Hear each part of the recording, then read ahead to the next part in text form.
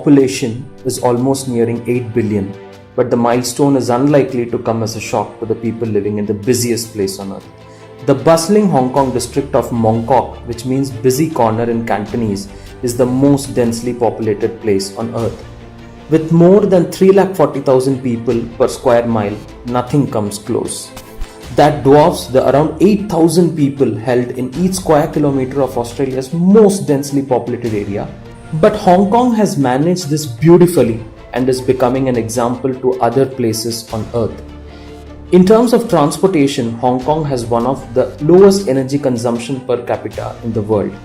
High density maximizes the effectiveness of public transport while minimizing the distance between the sites of day-to-day activities. It also reduces energy and infrastructure cost.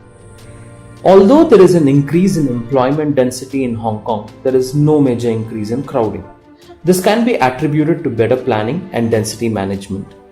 Through better planning, design and management of the built environment, Hong Kong demonstrates how a large population can be accommodated in a small area without impairing quality of life.